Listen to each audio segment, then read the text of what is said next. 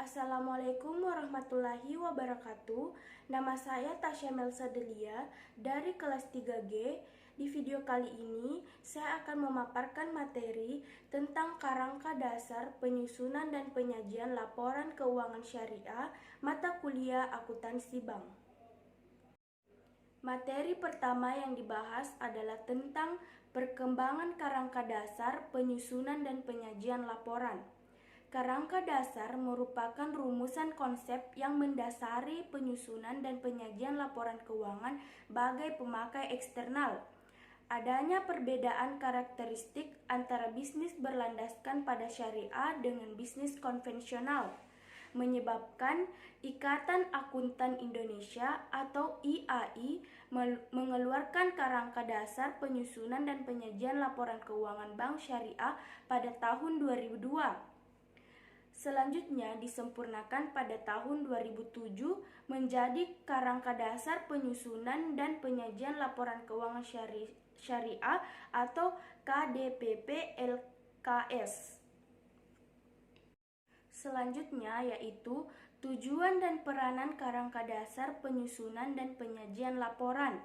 Berdasarkan KDPP LKS paragraf 1 disebutkan bahwa KDPP LKS bertujuan untuk dijadikan sebagai acuan bagi berbagai pihak antara lain 1. Penyusunan standar akuntansi keuangan syariah dalam pelaksanaan tugasnya membuat standar. Yang kedua, penyusunan laporan keuangan untuk menanggulangi masalah akuntansi syariah yang belum diatur dalam standar. Yang ketiga, auditor dalam memberikan pendapat mengenai apakah laporan keuangan disusun sesuai prinsip akuntansi syariah. Yang keempat adalah para pemakai laporan keuangan dalam menafsirkan informasi yang disajikan dalam laporan keuangan yang disusun sesuai dengan standar akuntansi keuangan syariah. Yang selanjutnya yaitu bangun prinsip akuntansi syariah itu ada 3 tingkat. Tingkat pertama itu diatur oleh PSAK dan ISAK syariah. Ada juga PSAK dan ISAK umum yang sesuai syariah. Tingkat yang kedua itu ada SAK internasional atau negara lain sesuai dengan syariah. Terus ada buletin teknis, peraturan pemerintah untuk industri regulasi, pedoman atau praktik akuntansi industri atau kajian asosiasi syariah. Tingkatan yang ketiga yaitu praktik, konvensi, dan kebiasaan pelaporan yang sehat sesuai dengan syariah. Buku teks atau ajar, simpul riset, artikel, dan pendapat ahli. Adapun aspek yang terkait dengan transaksi syariah dan pemakaian laporan keuangan syariah, yaitu paradigma transaksi syariah. Transaksi syariah berdasarkan pada paradigma bahwa alam semesta diciptakan oleh Tuhan sebagai amanah, kepercayaan ilahi dan sarana kebahagiaan hidup bagi seluruh umat manusia untuk mencapai kesejahteraan hakiki secara material dan spiritual. Asas transaksi ada 5, yaitu persaudaraan, keadilan, kemaslahatan, keseimbangan, dan universalisme. Prinsip persaudaraan berarti bahwa transaksi yang diadakan merupakan bentuk interaksi sosial dan harmonisasi kepentingan para pihak untuk kemanfaatan secara umum dengan semangat tolong-menolong. Yang kedua, prinsip keadilan mengandung arti menempatkan sesuatu pada tempatnya dan memberikan sesuatu pada yang berhak serta memberlakukan sesuatu sesuai posisinya. Prinsip kemaslahatan berarti bahwa transaksi syariah haruslah merupakan segala bentuk kebaikan dan manfaat yang berdimensi duniawi dan ukhrawi, material dan spiritual. Yang keempat yaitu prinsip keseimbangan. Prinsip keseimbangan maksudnya adalah transaksi harus memperhatikan keseimbangan aspek material dan spiritual, aspek privat dan publik, sektor keuangan dan real, bisnis dan sosial, dan aspek pemanfaatan. Yang terakhir adalah prinsip universalisme, artinya transaksi syariah dapat dilakukan oleh dan dengan untuk semua pihak yang berkepentingan tanpa membedakan suku, agama, ras, dan golongan. Karakteristik transaksi syariah. Transaksi syariah dapat berupa aktivitas bisnis yang bersifat komersial maupun aktivitas sosial yang bersifat non-komersial. Terbagi atas dua, yaitu transaksi syariah komersial dan transaksi syariah non-komersial.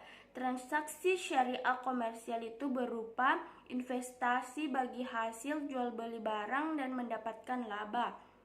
Non-komersial itu seperti pengeluaran dana sosial seperti zakat, infak, sedekah, wakaf, dan hibah.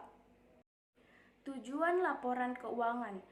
Berdasarkan paragraf 30 KDPP LKS, dinyatakan bahwa tujuan laporan keuangan menurut KDPP LKS adalah menyediakan informasi yang menyangkut posisi keuangan, kinerja, serta perubahan posisi keuangan suatu entitas syariah yang bermanfaat bagi sejumlah besar pemakaian dalam pengambilan keputusan ekonomi.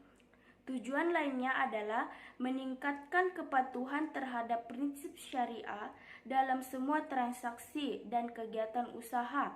Yang kedua adalah informasi kebutuhan entitas syariah terhadap prinsip syariah. Yang ketiga yaitu informasi untuk membantu mengevaluasi pemenuhan tanggung jawab entitas syariah. Yang keempat adalah informasi mengenai tingkat keuntungan investasi yang diperoleh penanaman modal dan pemilik dana syariah. Karakteristik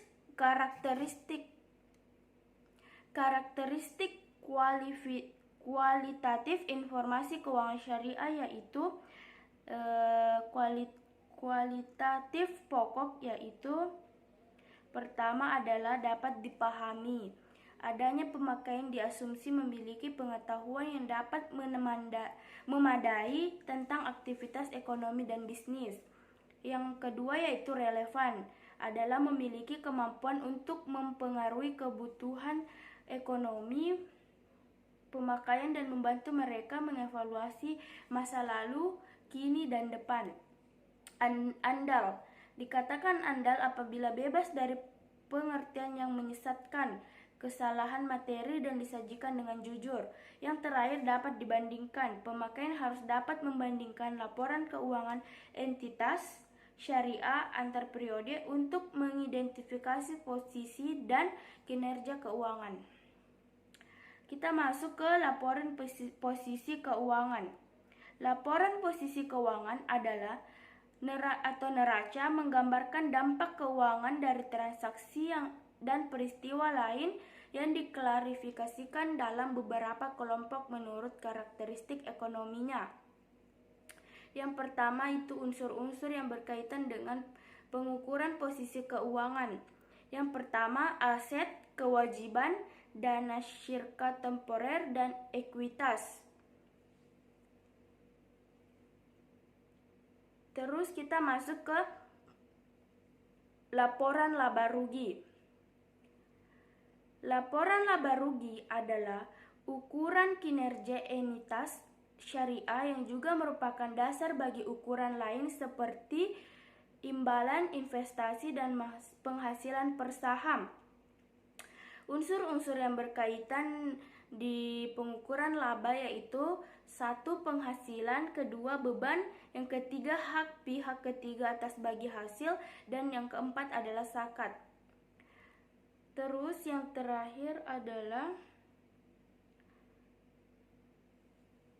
Laporan-laporan selanjutnya yaitu ada laporan perubahan ekuitas, laporan arus kas, laporan rekonsiliasi pendapatan dan bagi hasil, laporan sumber daya penggunaan dana zakat, laporan sumber dan penggunaan daya kebajikan. Yang terakhir adalah pengakuan unsur utama laporan keuangan.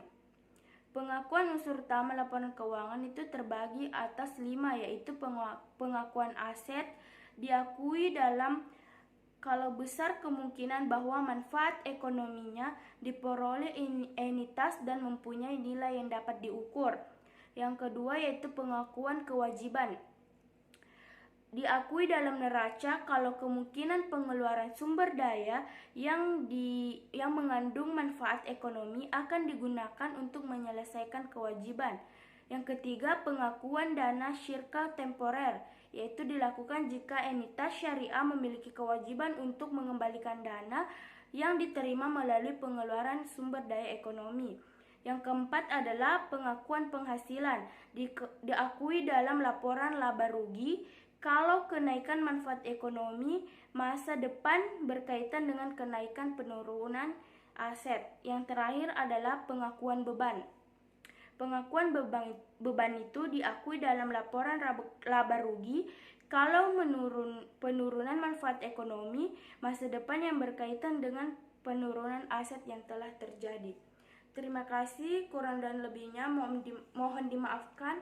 Wabillahi taufiq wal hidayah. Wassalamualaikum warahmatullahi wabarakatuh.